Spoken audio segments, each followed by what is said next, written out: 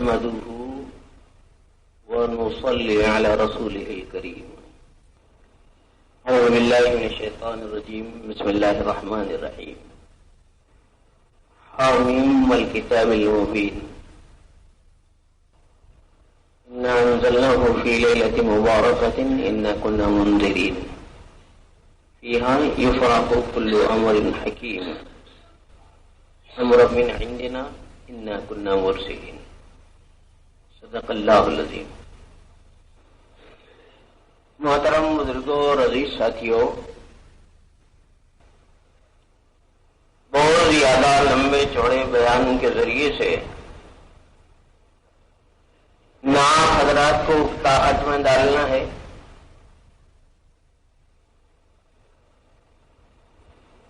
اور نہ مضمون کو پیچیدہ بنا کر بہت زیادہ طول کھینچنا ہے. اپنی ذہنیت کے اعتبار سے چند مفید چھوٹی چھوٹی باتیں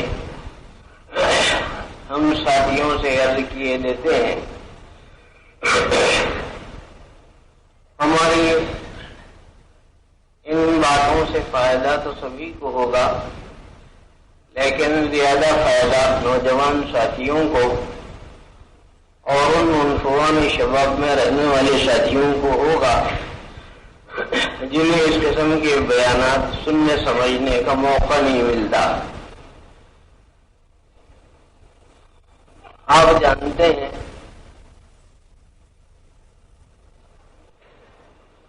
اس آیت سے، ان آیات سے متعلقہ کچھ ضروری علمی باتیں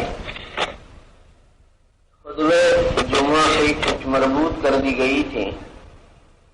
آپ حضرات سمجھدار لوگ ہیں، ان باتوں کے اعادے کی ضرورت نہیں ہے. اس وقت سب سے پہلی بات جو آپ حضرات سے کرنے کی ہے وہ یہ ہے کہ یہ دو لفظ استعمال ہوتے ہیں، ایک شب کا اور ایک برات کا. شب کے معنی رات کے آتے ہیں، برات کے معنی بیداری اور چھٹکاری اور نجات کے آتے ہیں.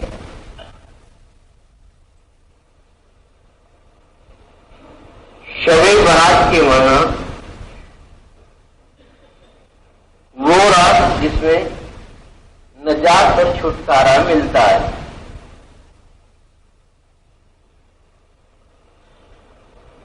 یہ بات کیوں کہی گئی؟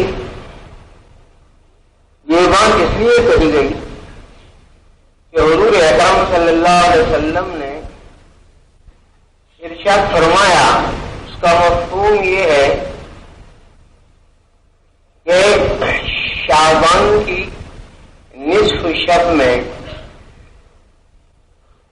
یعنی 14 کی تاریخ گزر کر 15ویں جو شب ہوتی ہے اس کو نصف شعبان سے، اور لیلۃ النصف من شعبان جس کو کہا جاتا ہے، اس رات میں اللہ کی طرف سے بہت سی عنایتیں ہوتی ہیں.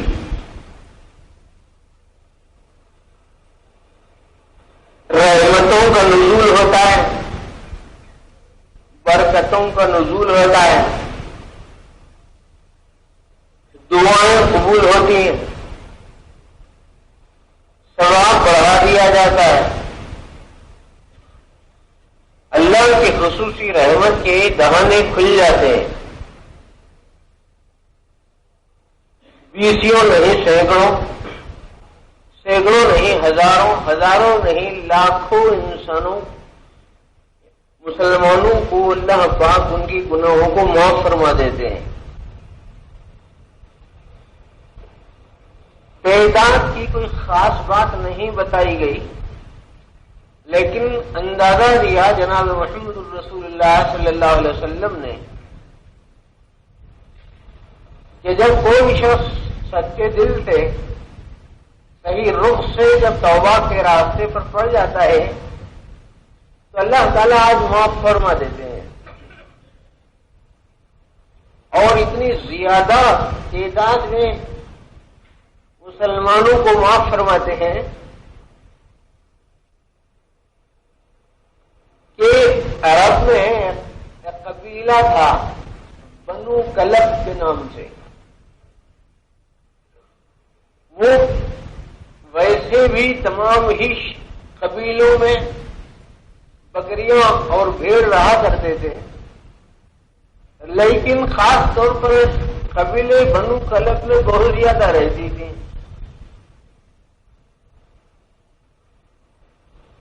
بہت زیادہ آداب و شمار کے اعتبار سے بے گنتی رہتی تھی. تو حضور اکرم صلی اللہ علیہ وسلم نے ارشاد فرمایا کہ جس کا مفہوم یہ ہے کہ ایک بھیڑ اور بکری کے جسم پر جتنے بال ہیں ان کی تعداد بتانا ہی مشکل ہے. تو آقا کے ارشاد میں یہ بات ملتی ہے صلی اللہ علیہ وسلم کہ قبیلے بنو کلب کے بھیڑ بکریوں کے جسموں پر رہنے والے بالوں کی مقدار سے زیادہ، تعداد سے زیادہ اللہ مسلمانوں کو معاف کر دیتے ہیں. اس کا کھلا مطلب یہ ہے کہ دروازہ کھلا ہوا ہے. کچھ ضابطہ ہوتا ہے، کچھ قاعدہ ہے، کچھ قانون ہے، کچھ حدود ہیں، کچھ آداب کی رعایتیں ہیں، کچھ فیصلے ہیں. آدمی کو خاص طور سے ان باتوں کو جان لینا چاہیے.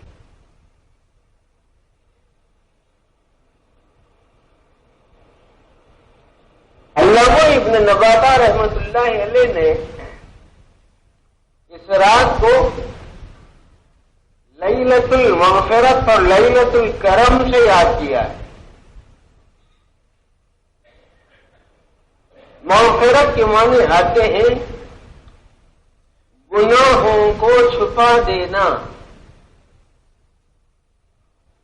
جیسے کوئی کھڑا ہوتا ہے، اس کے اوپر کوئی ڈھکن رکھ کر کوئی چیز ڈھانک دی جاتی ہے. کوئی رنجن ہوتا ہے، اس میں کوئی چیز رکھ کر اس کے اوپر سے کسی چیز کو ڈھانپ دیا جاتا ہے. کوئی اور بڑا برتن ہوتا ہے، اس کو کوئی چیز ڈھانپ کر باقی چیزوں کو چھپا دیا جاتا ہے. تو جیسے کسی چیز کو چھپا دیا جاتا ہے، ایسے ہی اللہ پاک مسلمانوں کے گناہوں کو چھپا دیتے ہیں، کبھی مٹا دیتے ہیں، کبھی چھپا دیتے ہیں. اسی لیے ان کا نام غفار اور غفور ہے.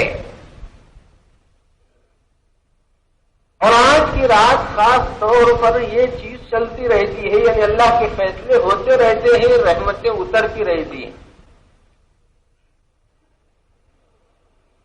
اسی لیے اس رات کے اندر اللہ کے اترنے والے رہنے والے کرم سے استفادہ کرنا چاہیے، اور اللہ کی طرف سے دی جانے والی مغفرت کو حاصل کرنے کی ہر ممکن صحیح اور کوشش کرنا چاہیے. اب کوئی لیلۃ البرات کہتے ہیں، کوئی لیلۃ الکرم کہتے ہیں، کوئی لیلۃ المغفرت کہتے ہیں، اور کوئی لیلۃ الکفارات کہتے ہیں. مختلف انداز سے ان ناموں کو یاد کیا جاتا ہے. ان کئی ناموں سے اس رات کو یاد کرنے کا اصل میں جو منشا ہے وہی ہے کہ اللہ تعالی مختلف انداز سے اپنے رحم اور کرم کو آج کی شب جھونک دیتے ہیں.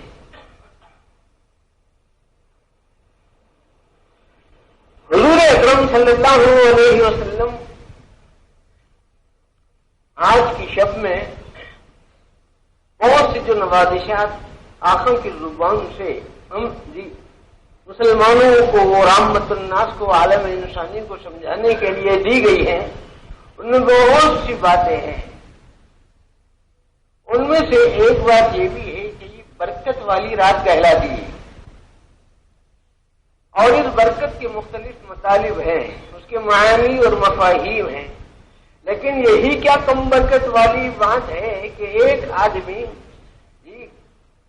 برائیوں کو چھوڑ کر اچھائیوں کی طرف چلنے لگتا ہے، گناہوں سے توبہ کرتا ہے، توبہ اور استغفار کرتا ہے، نمازوں کے اہتمام کا فیصلہ کرتا ہے، تلاوت کا عہد کرتا ہے، دعا کرنے کا فیصلہ کرتا ہے، توبہ اور استغفار کے لیے اپنے آپ کو تیار کرتا ہے، بے شمار نیکی کے کاموں کے ذریعے سے اس شعبان کے مہینے سے صحیح معنوں میں استفادہ کرتا ہے۔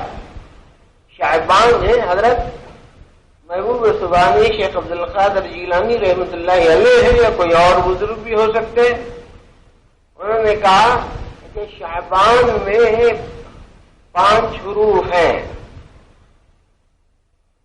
ایک ہے شین، اس کے معنی ہے، اس سے مراد ہے شرف اور بزرگی،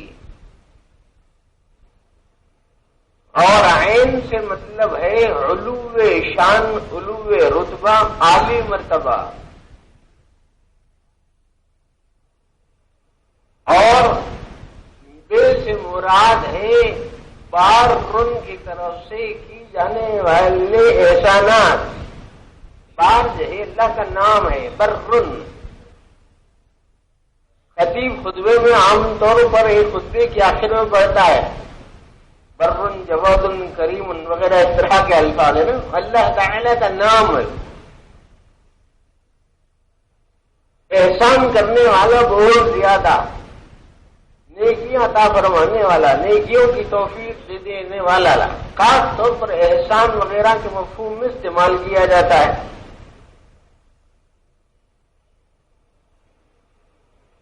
تو یہ اللہ تعالی نے اس شعبان کے اس مہینے میں اللہ نے برکتیں رکھی،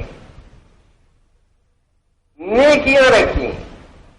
حضرت غالباً حسن بصری رحمت اللہ علیہ یا کوئی اور اس دور کے چشتی سلسلے کے بزرگ ہیں، وہ فرماتے ہیں کہ رجب جو ہے یہ تخم ریزی کا مہینہ ہے۔ ہاں،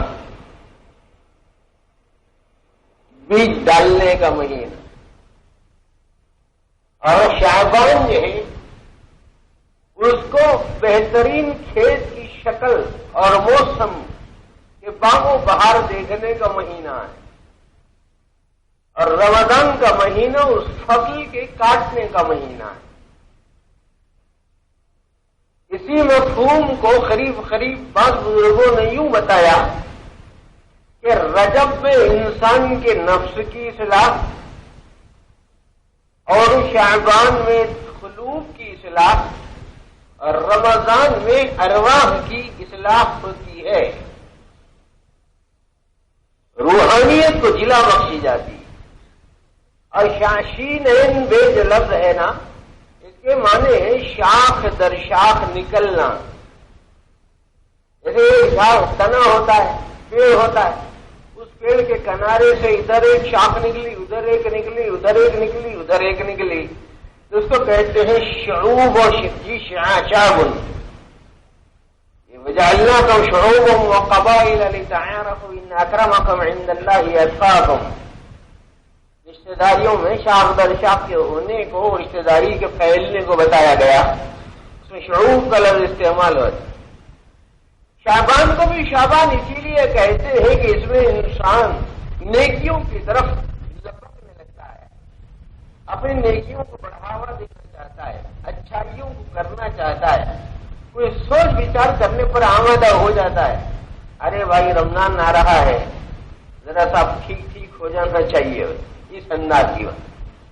آپ کوئی ٹھیک ہو جائیں گے، رمضان آ رہا ہے، ابھی ایک مبارک رات مل گئی ہے، اس کو غنیمت سمجھنے کا ہے، اب یہ رات چھوٹ گئی تو معلوم نہیں پھر کوئی رات مجھے ملے گی کہ نہیں ملے گی، پھر 1 سال ہونا یہ رات آنے کے لیے۔ ہاں، سال میں ایک ہی بار ہے یہ رات، بار بار نہیں آتی۔ لیلۃ البراۃ جو ہے، معراج ہے نا، معراج ہر سال نہیں آتی، برات آتی، قدر آتی، معراج ہر سال نہیں آتی۔ حضور اکرم صلی اللہ علیہ وسلم کا وہ ایک یادگار ہے، اذکار ہے، اس کی یاد دہانی کے طور پر مذاکرات، بیانات، خطابات کیے وہ چلتے ہیں، لیکن بعض کچے ذہنوں کے اندر یوں رہتا ہے کہ میرا جاری ہوتا ہے، خاص جا کے 13 جا کے 1500 برس ہو گئے، لیکن چونکہ ایک معجزہ ہے حضور اکرم صلی اللہ علیہ وسلم کا، اور شاندار معجزہ، عظیم و شان معجزہ، زمین سے لے کر آسمانوں تک کا معجزہ، اور قیامت تک کے لیے انسانوں کو حیرت میں ڈال دینے والا معجزہ ہے، اور معجزات میں بھی خاص طور پر ایسا خصوصی معجزہ پھر کسی اور شریک نہیں ہے اس معجزے میں، ایسی شان کا معجزہ حضور اکرم صلی اللہ علیہ وسلم کو دیا گیا کہ جس میں روح کے ساتھ آپ کی پرواز ہوئی آسمانوں کی طرف، اور بلند پرواز، اس کی تفصیلات آپ حضرات کے سامنے ہیں، بہت سارے ساتھی جانتے ہیں، کتابوں میں بھی آپ حضرات پڑھتے رہتے ہیں، ہماری چھوٹی کتابوں میں بھی یہ چیزیں قدرے طور پر وضاحت کے ساتھ موجود ہیں۔ یہ جو برات ہے نا، ایک برات کے خاص معنی ہم آپ کو بتا رہے ہیں، عجب معنی ہے، معنی تو ہے سادہ ہی مگر مفہوم نرالا ہے، اور وہ حضرت پیران پیر محبوب سبحانی، پیر پیران شاہ مردان حضرت شیخ عبدالقادر جیلانی رحمۃ اللہ علیہ کے غنیت الطالبین میں ایک خاص بات لکھی ہوئی ہے، برات کے باب میں لکھا ہے کہ برات کے معنی بیداری کے ہیں، اور بیداری دو طرح کی ہے، بیداریاں دو طرح کی ہیں، ایک بیداری اس بات کی کہ ایک شخص برا تھا اور برا رہا اور اب تک برا تھا، لیکن جو ہی شعبان کی 15ویں شب آئی، اللہ نے ہدایت دیتی، توفیق مل گئی، برائیوں پر نازم ہو گیا، توبہ اور استغفار کیا، برا آدمی برائیوں سے بیزار ہوتا ہوتا ہوتا بالکل لیا بیزار ہو کر گناہوں سے بیزار ہو گیا، نیکوں میں داخل ہو گیا۔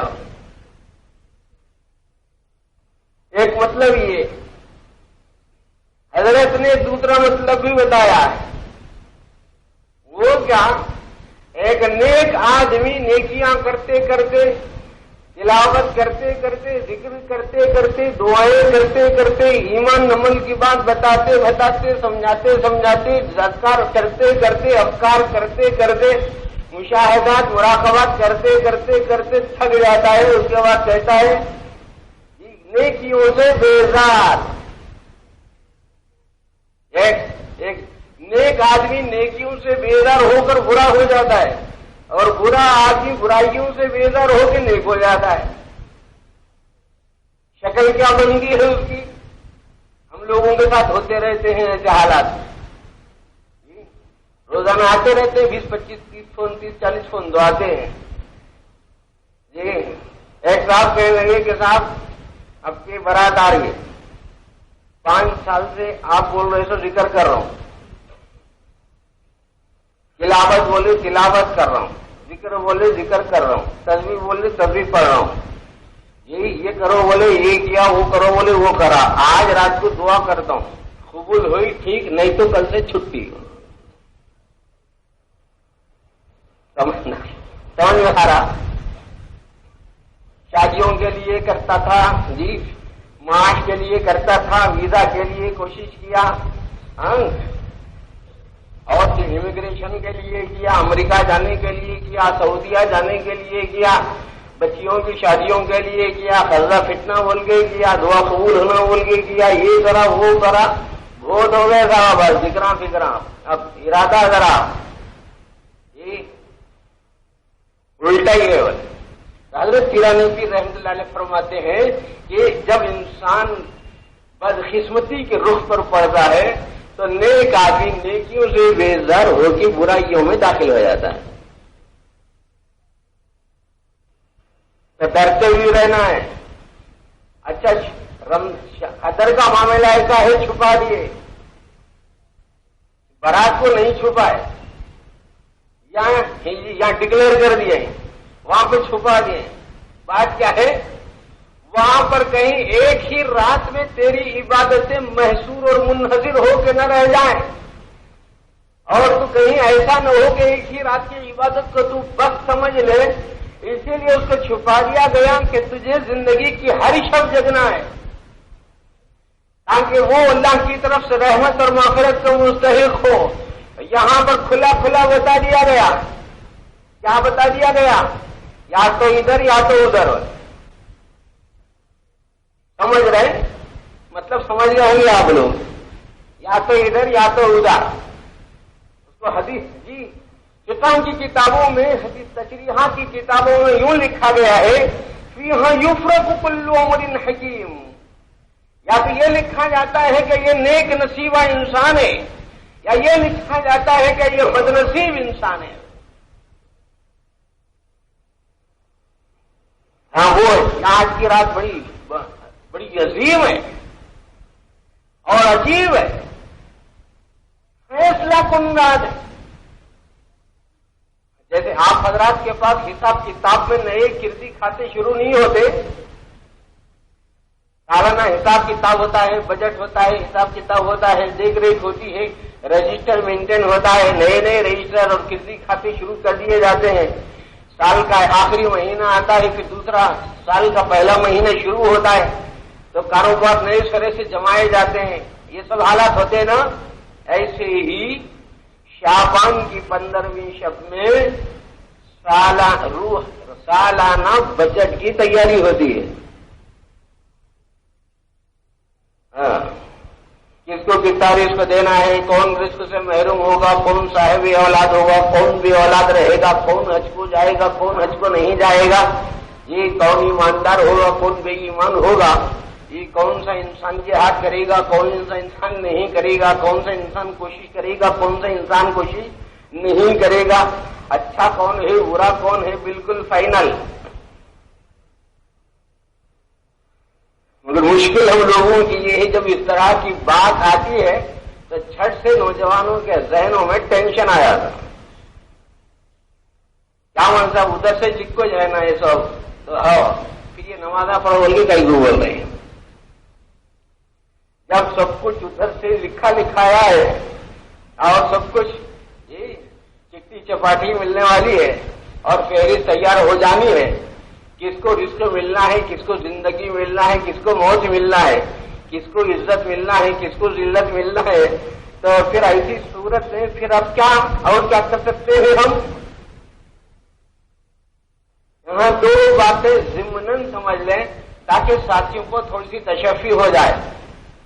دیکھو بھائی، تقدیر کا بہانہ ہم لوگوں کی عادت یہ ہو گئی ہے کہ تقدیر کا بہانہ دین کے امور میں بناتے ہیں، دنیا کے امور میں نہیں بناتے. اگر کوئی صاحب دکاندار ہے، صبح اٹھے دکان جانا چاہے، تب آپ اگر بولے قسمت میں رہے تو جاتا ہوں، نہیں تو نہیں جاتا ہوں. بولے نہیں وہ سب ٹھیک ہے مگر کچھ تو بولتا.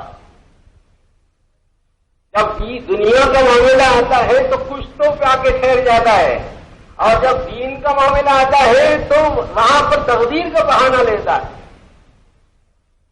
جیسے دنیاوی امور میں کشتوں کے ذریعے سے اپنی محنت صرف کرتے ہیں باوجود تقدیر پر یقین کے، ایسے ہی دین کی معاملات اور حالات رہے کام میں بھی ہم کو جٹ کر کام کرنا اور اس کے تئیں اپنے آپ کو سنوار لینا چاہیے کہ اللہ کے احکام کو پورا کرنے کے لیے مجھ سے جو ہو سکتا ہے وہ کر لوں. اچھا بھائی دیکھیے ایک اور خاص بات سن لو بھائی. تقدیر کے مسئلے کی ہلکی پھلکی تشفی کے لیے ایک جزیہ عرض کر رہے ہیں تاکہ نوجوان ساتھیوں کو تھوڑا سا سپورٹ ملے ذہنی طور پر کہ ہاں یہ بات ہے جس کو سمجھنا چاہیے. بھائی دیکھیے، فلکیات کے ماہرین و سائنسدانوں نے یہ کیا کہ انہوں نے اندازہ دے دیا، اپنے تخمینہ دیا، علم دیا، اندازہ دیا، علمی ادبی پیرائے میں جو کچھ بھی ان کے فلکیات کے علوم ہیں اس کے ماہرین نے کیا کہا کہ بھائی فلاں مہینے کی فلاں تاریخ کو، مثال کے طور پر اگست کی 15 تاریخ کو مثلا سورج گہن ہونے والا ہے. سائنسدانوں نے کہہ دیا اور اسی میں لکھ دیا کہ وہی ستمبر کے مہینے میں 12 تاریخ کو چاند گہن لگے گا. سائنسدانوں نے علم کی مہارت کی روشنی میں لگا دیا، بتلا دیا کہ سورج گہن فلاں مہینے کی فلاں تاریخ کو اور چاند گہن فلاں تاریخ کو فلاں مہینے میں، اس علم کے روپ سے ایک کیلنڈر تیار ہوا۔ اب اس کیلنڈر جو تیار ہوا ہے اسی انداز پر لکھ دیا گیا، تو بھائی جو لکھا گیا ہے وہ لکھنے کی متعلقہ مہینہ آیا اور متعلقہ تاریخ آ گئی، تو کیوں وہ یہ بولو کہ سورج گہن لگنے سے لکھا یا لکھنے کی وجہ سے لگا؟ کیسا ہوا آپ لوگوں کے پاس کیسا ہوتا ہے؟ بھائی نہیں تو لکھا کیسا؟ چونکہ تو نے لکھا اس لیے لگا، پکڑ لے تیرا گلا پکڑ لیتے، ایسا نہیں ہوتا، چونکہ وہ چیز ہونے والی تھی اس لیے لکھ دیا گیا ہے۔ اسی طریقے سے پروردگار عالم کائنات کے ہر ذرے سے واقف ہے، تقدیر علم الہی سے عبارت ہوتی ہے۔ اللہ 10 کروڑ برس جو کچھ تھا اللہ اس کو بھی جانتے، اور آج کائنات کے ایک ایک ذرے کو اللہ جانتے، اور 10 کروڑ برسوں کے بعد جو کچھ ہوگا اللہ اس کو بھی جانتے۔ تو کیا چونکہ اللہ جانتے ہیں اسی لیے لکھ دیا گیا ہے؟ وہ کوئی مورد تان تھوڑی ہے، وہ تو علم کا کمال ہوتا ہے، وہ سائنسداں کا کمال کہلاتا ہے، ہاں، اور وہ ٹیکنالوجی کے جاننے والے کا کمال کہلاتا ہے۔ علم فلکیات کی مہارت کا پتہ چلتا ہے کہ صاحب اتنے مہینوں اتنے سال پہلے سورج گرہن چاند گہن کی اطلاع دی۔ ایک اور مثال دے کے اس عنوان کو چھوڑ دیں گے، ایک ذیلی طور پر بات آ گئی، خاص بات ہے مگر شاید کام کر جائے، کچھ مفید رہ جائے ذہنوں میں۔ ایک صاحب بیمار ہو گئے، اتنے بیمار ہو گئے ڈاکٹر سے رجوع کر لیے، دوا کھاتے کھاتے تھک گئے، مہینوں گزر گئے، کئی مہینے گزرنے کے بعد بیزار ہو کے آخر میں کچھ خاص لوگوں نے خاص مشورہ دیا کہ انتہائی اسپیشلسٹ ڈاکٹر مدراس میں رہتا ہے، بنگلور میں رہتا ہے، ویلور میں رہتا ہے، چلو فلاں خاص قسم کے اسپیشلسٹ ڈاکٹر سے رجوع کریں گے۔ اس کے پاس رجوع کر لیے، انتہائی ماہر ڈاکٹر کے پاس رجوع کر لیے، اس ڈاکٹر نے سر سے پاؤں تک دیکھا، اس کے بعد یوں کہا ان کے متعلقین سے کہ بھائی دیکھو یہ مریض 4 گھنٹے کے بعد مر جائے گا، یہ مریض 4 گھنٹے کے بعد برخاست۔ آپ لیتے ہوئی میں ہوئی، یہاں سے ڈھونڈے وہاں سے ڈھونڈے، یہ دوا اور وہ دوا، یہاں بھاگ وہاں بھاگ، یوں توں کر کے بیچارہ اور بگڑتا گیا، نتیجتاً وہی ہوا جو ڈاکٹر نے کہہ دیا تھا، 4 گھنٹے کے بعد مریض مر گیا۔ کیا بھائی ڈاکٹر کا بلہ پکڑو گے؟ چونکہ تو نے کہا ہے لہذا تو قابل گرفت ہے، ایسا ہے مسئلہ؟ یہی مطلب ہے ختم اللہ علی قلوبہم وعلی سمعہم وعلی ابصارہم غشاوۃ ولہم عذاب عظیم کا۔ ایسے ہی شعبان کی یہ 15ویں شب جس کو لیلۃ الکرم کہتے، جس کو لیلۃ السعادہ کہتے، جس کو لیلۃ المغفرت کہتے، جس کو لیلۃ الاحسان کہتے، جس کو لیلۃ البراءت کہتے، جس کو لیلۃ الکفارات کہتے ہیں، یہ سعادت و شقاوت کے بیچ یہ رات ایسی ہے کہ آدمی سوچ لے اور فیصلہ کر لے کہ مجھے کیا کرنا ہے، اچھا بننا ہے یا برا بننا ہے۔ ہونا تو جو دے دیے بس وہ ہو جائے گا، مگر وہ ہم سے واقف ہیں کیا کتنے گھنٹے کے بعد ان کے ساتھ کیا ہونا ہے۔ تو میرے دوستوں اس رات، ہاں تو یہ مغفرت اور برات والی رات ہے، تو برائیوں سے بیزار ہو جانا، اچھائیوں سے بیزار نہیں ہونا۔ برائیوں سے بیزار ہونے کی دلیل کیا ہے؟ نماز نہیں پڑھتے تھے تو نماز شروع کر دینا، ذکر نہیں کرتے تھے تو ذکر شروع کر دینا، تلاوت نہیں کرتے تھے تو تلاوت شروع کر دینا، دعا نہیں کرتے تھے تو دعا شروع کر دینا، دعوت نہیں دیتے تھے دین کی تو دعوت دینا شروع کر دینا، امر بالمعروف اور نہی عن المنکر نہیں کرتے تھے تو اب کرنا شروع کر دینا، جتنے کام کرنے کے ہیں وہ کرنا شروع کر دینا۔ اللہ توفیق دے تو جد و جہد کرو، اللہ توفیق دیے تو جہاد کرو، جان کی قربانی دو، مال کی قربانی دو۔ جی مشرق سے لے کر مغرب تک راستے کھلے ہیں، شمال سے لے کر جنوب تک راستے کھلے ہیں، اپنا اپنا حوصلہ دکھانا۔ تو یہ اللہ تعالیٰ نے یہ راہ ادا فرمائی ہے. اور خاص بات کیا ہے کہ آج کی شب میں حضور اکرم صلی اللہ علیہ وسلم قبرستان تشریف لے گئے، وہاں اموات کے لیے دعائیں مغفرت فرمائی. ہاں، یہ بھی عام طور پر ساتھیوں، بہت سے کچے بچوں کو یا نوجوان ساتھیوں کو یا غیر مخلصین اور مخلصین کے جھگڑوں میں لوگ غیر ضروری پریشان کرتے رہتے ہیں. صاحب ایصال ثواب جائز ہے کیا نہیں ہے؟ میرے دوستوں، حوالے تو آپ بعد میں پوچھ لینا، جس میں سے 2 باتیں ہم آپ سے عرض کر رہے ہیں، 2 یا 3، تاکہ آپ کے ذہنوں میں اچھی طرح بات رہ جائے. ہم جو باتیں آپ کو اس وقت ذکر کر رہے ہیں اور خصوصیت سے ایصال ثواب کے بارے میں، یہ فقہ حنفی کی معتبر اور مستند کتابوں کی بات ہے، جس میں البحر الرائق بھی ہے، فتاوی عالمگیری بھی ہے، ہدایہ بھی ہے، فقہ حنفی کی اور کتابیں بھی ہیں. خاص طور پر چند باتیں یاد رکھیے. ایک بات اس میں سے یہ ہے کہ ایصال ثواب کے بارے میں اہل سنت والجماعت کا اصل مسلک کیا ہے.